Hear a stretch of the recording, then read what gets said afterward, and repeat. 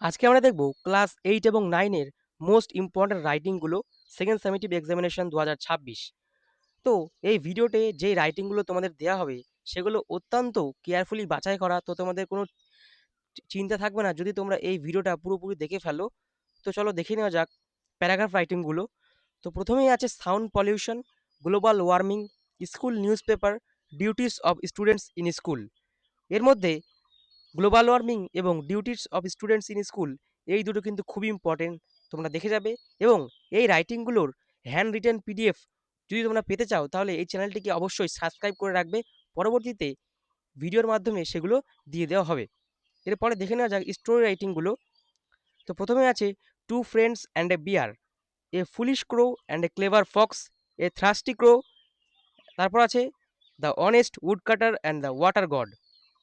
এর মধ্যে two friends and বিয়ার এটা কিন্তু মোস্ট ইম্পর্টেন্ট, প্রায় স্কুলে এই রাইটিংটা দিয়ে থাকে। তো তোমরা অবশ্যই এই রাইটিংটা প্র্যাকটিস করে তারপর পরীক্ষা দিতে যাবে, ঠিক আছে। এরপরে আছে প্রসেস রাইটিং। প্রসেস রাইটিং কিন্তু শুধু ক্লাস 9 এর জন্য, কারণ 8-এ কোনো প্রসেস রাইটিং থাকে না। তো তোমরা অবশ্যই এগুলো দেখে যাবে।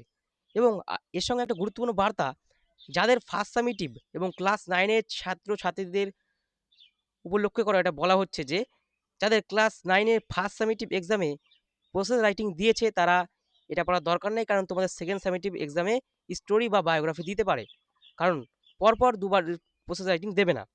তো তো যাদের দেয়নি ফার্স্ট সামেটিভ এক্সামে তারা অবশ্যই দেখবে presentation of orange juice and presentation of mango pickle, এই দুটো পড়লেই যথেষ্ট, আর কিচ্ছু পড়া লাগবে না। তারপর আছে লেটার রাইটিং। লেটার রাইটিং কিন্তু ক্লাস 8 এবং 9-এ দুজনের জন্য প্রযোজ্য।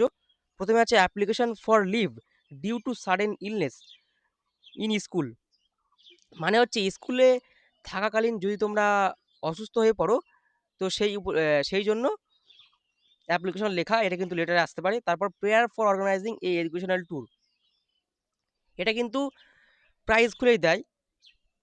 তারপর আছে বায়োগ্রাফি রাইটিং, স্বামী বিবেকানন্দ, নেতাজি সুভাষচন্দ্র বোস, এটা কিন্তু ইম্পর্টেন্ট। তারপর আছে ঈশ্বরচন্দ্র বিদ্যাসাগর, এটাও ইম্পর্টেন্ট।